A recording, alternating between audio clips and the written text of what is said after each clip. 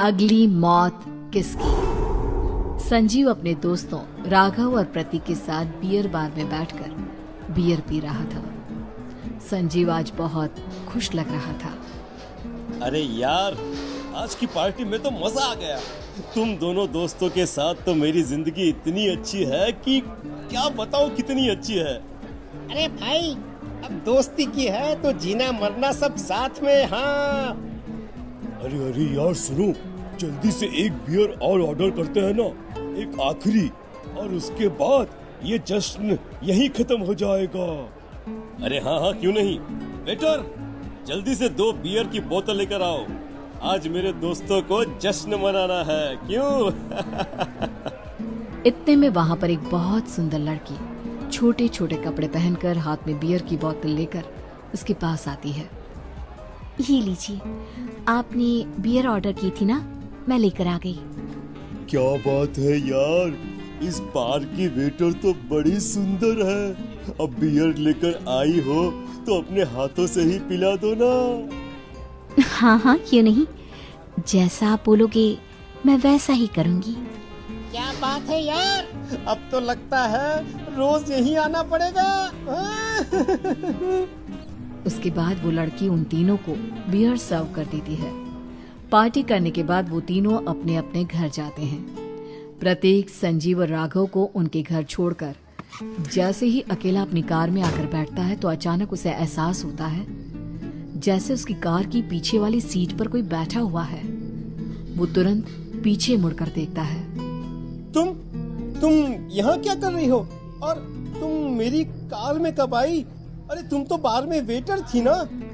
बस ऐसे ही मेरा दिल कर रहा था आपके साथ आपके घर चलने का, इसलिए मैं आपके साथ चली आई। अरे लेकिन तुम मेरी कार में आई कब? अभी कुछ देर पहले तो यहाँ पर मेरे दोस्त बैठे हुए थे। प्रतीक के इतना बोलते ही उस लड़के का चेहरा खतरनाक तरीके से बदल जाता है। उसकी आंखें पत्थर की तरह सफेद और पूरे शरीर पर नीली नीली नसें उभर आती है। गाड़ी चलाओ, पूरी स्पीड में चलाओ, और अगर तुमने गाड़ी रोकने की कोशिश भी की तो मुझसे बुरा कोई नहीं होगा। डर की वजह से प्रतीक के पसीने छूटने लगते हैं। उसका शरीर बुरी तरह से कांप रहा था। प्रतीक बिना कुछ सोचे समझे कार को फुल स्पीड से चलाना शुरू करता है। चलते चलते वो शहर से दूर एक पहाड़ी पर पहुंच जाता है और सामने अब सिर्फ पहाड़ी का किनारा दिख रहा है, जिसे देख प्रतीक घबराकर अचानक से कार को ब्रेक लगाता है। देखो, मुझे छोड़ दो मुझे। अगर मैंने गाड़ी जरा सी भी आगे बढ़ाई तो हम दोनों नीचे गिरकर मर जाएंगे। ये तो तुम्हें पहले सोचना चाहिए था ना। अब कुछ नहीं हो सकता।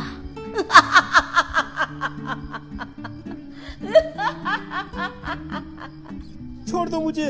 नहीं, प्लीज मुझे छोड़ दो। प्लीज मुझे जाने दो। छोड़ दो मुझे। गाड़ी आगे बढ़ाओ। और तभी अचानक से बिना प्रतीक के स्टार्ट किए उनकी कार आगे बढ़ती है और गहरी खाई में गिर जाती है। उसके चीखने की आवाजें चारों तरफ सुनाई देती है।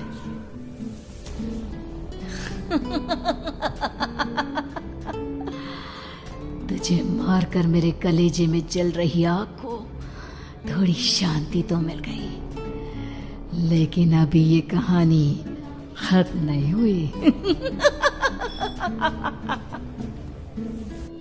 और फिर अगले दिन राघव और संजीव को पता चलता है कि प्रतीक की पहाड़ी से नीचे गिरकर मौत हो गई। अरे कल रात की तो बात है यार, हम सब बैठकर पार्टी कर रहे थे, लेकिन मेरी एक बात समझ में नहीं आ रही। राघव शहर से इतना बाहर उस पहाड़ी पर इतनी रात को क्या करने गया था? अरे यार, वही सोचकर तो मैं भी परेशान हूँ।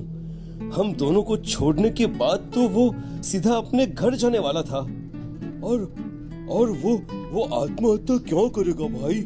कल रात तक वो कितना खुश था, हमारे साथ सेलिब्रेट कर रहा था। हाँ, लेकिन पुलिस ने तो यही कहा है कि प्रतीक ने अपनी कार को जानबूझकर पहाड़ी से नीचे गिरा दिया और आत्महत्या कर ली। अरे यार संजीव, मेरी तो कुछ भी समझ में नहीं आ रहा है। चल ठीक है, अब मैं अपने घर जाता हूँ। ओके। बाय। राघव अपने घर में अकेला था। दोपहर का वक्त था। तभी दरवाजे की घंटी बजी। कौन है? अरे 1 मिनट रुको, अभी आता हूँ। राघव ने जैसे ही दरवाजा खोला उसने देखा कि सामने एक बहुत खूबसूरत लड़की खड़ी हुई है। कौन है आप और यहाँ किससे मिलने आई हैं? देखिए ना, बाहर बारिश शुरू हो गई थी, मेरी गाड़ी खराब हो गई है।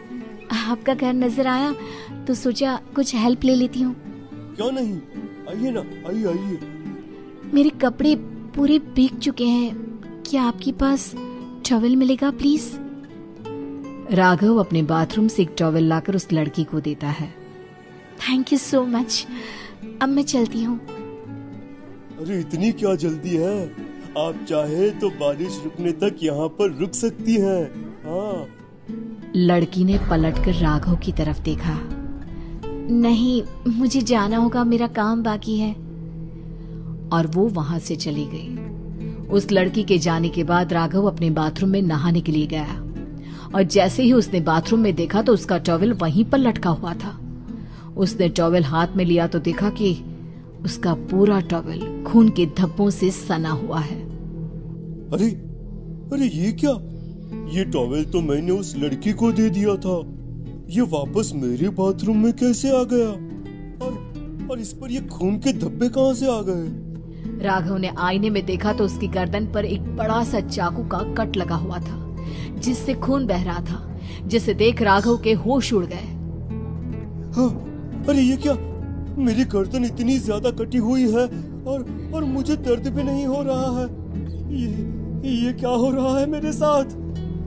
राघव घबराकर बाथरूम से बाहर आया और अपना मोबाइल उठाकर उसने संजीव को फोन लगाया। संजीव जल्दी से मेरे पास आ जाओ। मुझे लगता है कुछ बहुत बड़ी गड़बड़ है, जल्दी आ जाओ। उधर से आवाज आई, लेकिन वो आवाज संजीव की नहीं बल्कि एक लड़की की थी। कुछ अजीब नहीं हुआ है, बस तुम्हारी मौत तुमसे मिलने आई थी और तुम्हें मार कर चली गई।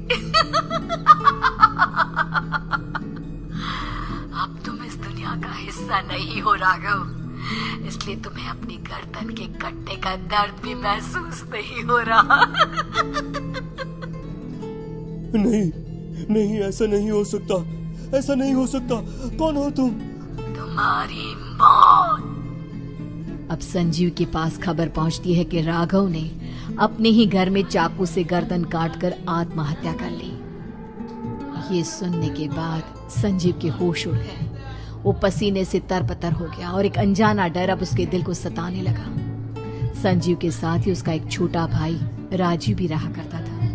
अपने भाई को इस तरह परेशान देखकर राजीव उसके पास आया। अरे भैया, क्या हुआ भैया?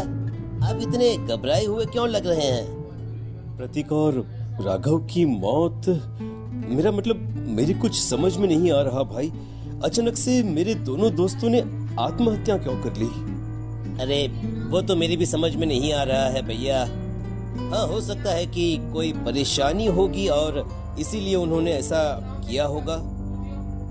हाँ, लेकिन दोनों की जिंदगी में एक साथ परेशानी और दोनों का इतनी खतरनाक तरीके से आत्महत्या करना, कहीं ऐसा तो नहीं मैं भी मर जाऊंगा? अरे आप ऐसी बातें क्यों कर रहे हैं भैया? वैसे ही मैं इतना परेशान हूँ। जब से अंजलि ने मेरा साथ छोड़ा है तब से सब कुछ बहुत अजीब सा हो गया है। रोज रात को डरावने सपने आते हैं। ऐसा लगता है जैसे अंजलि बार बार मेरे सपनों में आकर मुझे डराने की कोशिश करती है। अंजलि का नाम सुनते ही संजीव की आंखें फट गई और उसके गले में आवाज अटक गई। उसके चेहरे पर घबराहट साफ नजर आ रही थी। कौन थी वो लड़की जिसने प्रतीक और राघव को आत्महत्या की आड़ में मौत के घाट उतार दिया?